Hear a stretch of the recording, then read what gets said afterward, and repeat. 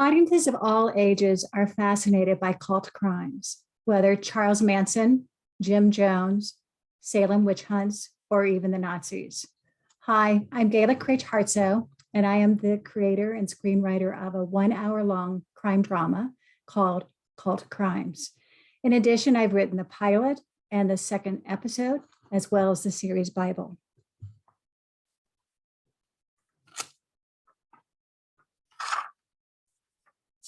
Cult Crimes is about two very different women who join forces and use their wits to solve some of the most gruesome crimes that you can imagine in society. And along the way, they must deal with their own demons. So let's meet these two very different women. Kayla Lee is a PhD, early 30s, Eurasian American, trained social anthropologist. She understands the psychosis of cult crime perpetrators. Police departments hire her because whenever there's a cult tone involved. And she also has a very good track record of solving such crimes, given her unique insights and ability to understand how cult members think. She's single and has no social life. The other protagonist is Sergeant Lucia Levy, who's with the LAPD as a detective and a sergeant, and she's in charge of crime investigations. She relies on science, big data, and artificial intelligence. And she really does have to struggle with Kayla's wild theories because they're not grounded in scientific evidence. But she learns to respect Kayla's far-fetched ideas because she's oftentimes right. Through Kayla, Lucia learns that there's more to solving crimes than forensic evidence and science. She's married with a 1-year-old daughter. Now, these two women are very different, as I mentioned, polar opposites. Lucia's an extrovert, Kayla's an introvert. Lucia went to Cal State and on an athletic scholarship, and she was in wrestling. Kayla went to Northwestern University on an academic scholarship. Lucia watches football games. Kayla enjoys yoga, jogs on the beach, and goes to museums. Lucia and her husband value family and have a very large extended family. In contrast, Kayla has no one, no parents, no boyfriends, no social life. And she never wants to have children because she's seen so much evil in the world. She cannot imagine bringing a child into it. So I want to point out that these two women are not your typical female police cops in sexy skirts who chase who do car chases and shoot guns. These are women who investigate really tough crimes. You may be surprised that the theme is family and childhood. Many of the cult crimes are linked to children's, people's experiences during their childhood in terms of how they were treated or some trauma that they experienced. And these have developed the psychoses that have led to them having these various cult horrific crimes that they commit. Interesting, even Kayla and Lucia have their own demons. And along the way, they learn about their origins as well. So what are their demons? Well, Kayla takes on these consulting assignments with police departments to earn money to pay her way, but also to help others to avoid the heartaches that she experienced as a child. We have flashbacks about some of these things that happened to her as a child, and the audience will begin to question whether or not Kayla's in touch with reality at times. Her fear of motherhood and marriage is really rooted in her mother's abduction by a cult when she was 10. And her father never gave up the search. The authorities dismissed the father because they just said, maybe your wife didn't want to be with you and she left, and they didn't buy his crazy notion that a devil-worshiping cult had abducted her. During the series, we see Kayla take care of her father, who first has dementia. He later becomes ill and he dies. And he makes her promise that she will never give up to find her mother. Lucia uncovers that her father did die, but not of natural causes, but as a result of an exotic toxin. Now Kayla's convinced that this devil-worshiping cult was behind her father's death. And now she's even more driven to find her mother and this cult. Now, in contrast, Lucia's life seems simpler and represents a life that Kayla wished that she could have had. a loving husband, a child, a large extended family. But Lucia's life is not without its demons as well. She grew up Catholic, but it was an offshoot called the Sword of the Holy Spirit. Adding to the complication, her husband's Jewish, and so there are oftentimes religious conflict and differences, especially when her daughter becomes ill and her parents don't want her to have the child to have surgery, the grandchild, but they want her to be healed through gospel power and miracles of healing. Lucia grew up all over the world. Her dad worked for the US Air Force, and she really wants a more stable home for her child. Right now, she can focus on her work because her husband is a stay-at-home dad, which her mother truly disapproves of. And her father didn't even want her to be a cop. He really felt that she should stay at home and that the men should wear the pants in the family. Now, there are a lot of different examples of cult crimes that can be used in the series. One I call Devil Incarnate. A mother is concerned that her son has no friends, is moody, is into dark magic. He has a very bizarre friend named Loner, but the mother accepts him because he's the only friend her son has ever had. When her son disappears, Loner helps the mother to try to find him. Now, while investigating the case, Kayla and Lucia uncover that Loner has beheaded 10 victims, and now both Loner and her son are nowhere to be found.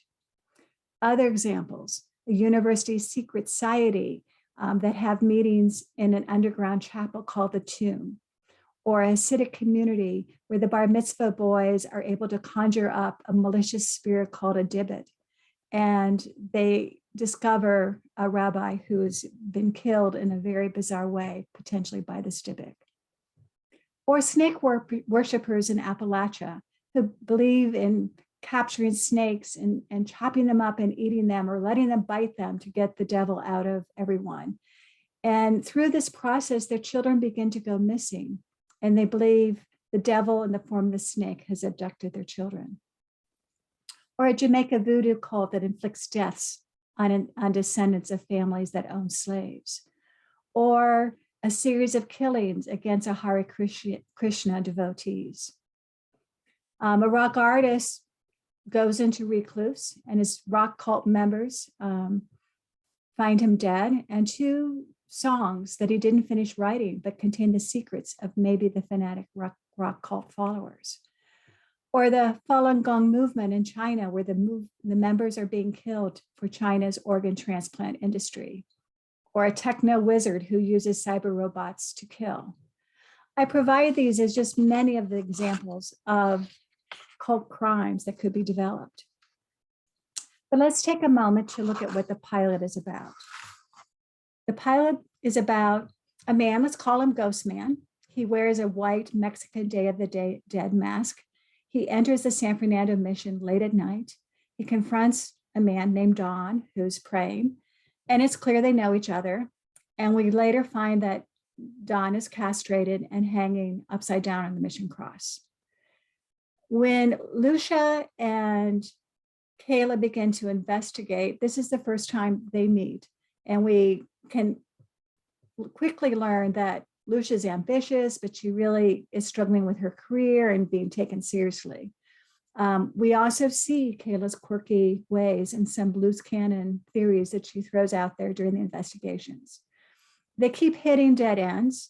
Don had sexually molested an altar boy, which is probably why the castration.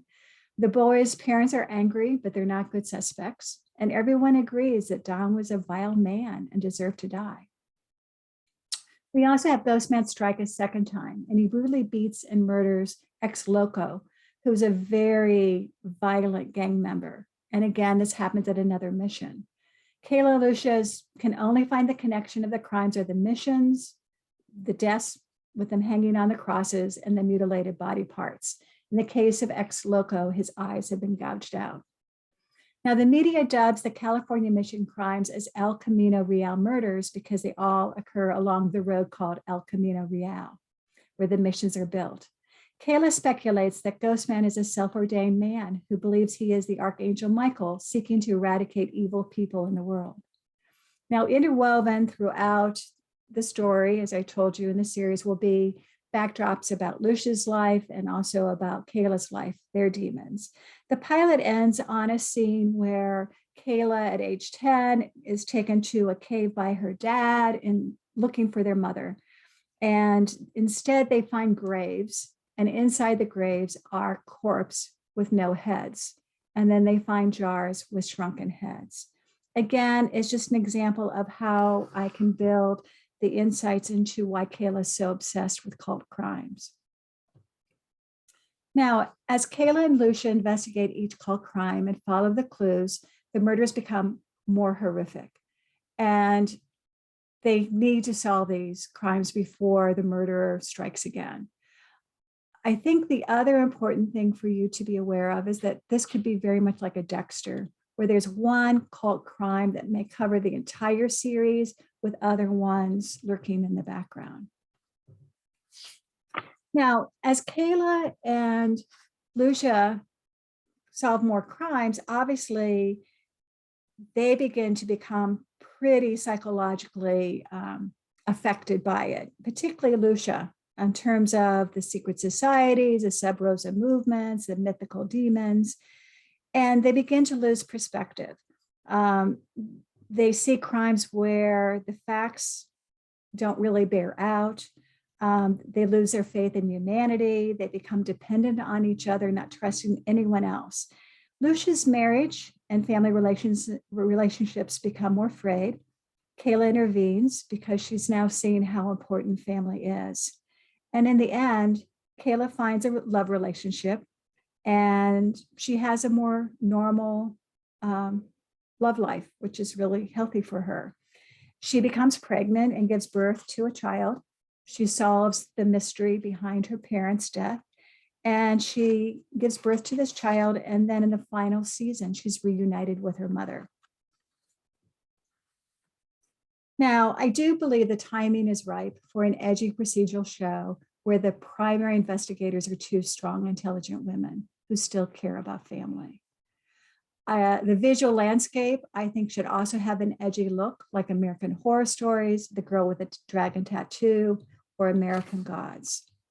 We all know what the great track record is for procedurals on TV. This would have an edgy look more in the keeping with Hannibal and Dexter.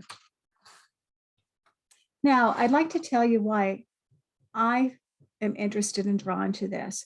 I like to tell realistic stories in very diverse and intriguing backgrounds and settings. I have traveled to more than 60 countries. I have worked in 9 countries. I typically am the only woman working in a male-dominated world, something that both Kayla and Lucia will need to deal with. My PhD is in aberrant behavior and emotional disturbance, and I have been involved with hundreds of clinical cases.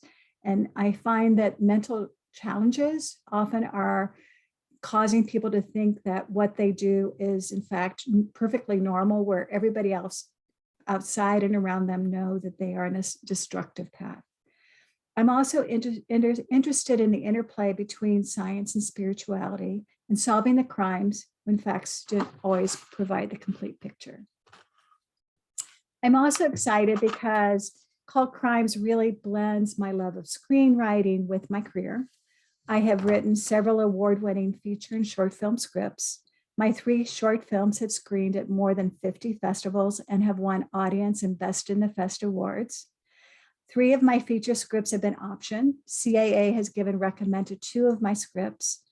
And bottom line, I like to tackle societal issues and create powerful characters who are very credible, that are placed in challenging situations. And I'm especially drawn to strong, smart female characters. So I am the screenwriter and creator of the series. I own the rights to the script. I very much appreciate your time and interest in the project. Feel free to contact me if you have any questions, and have a wonderful day. Thank you for taking this time.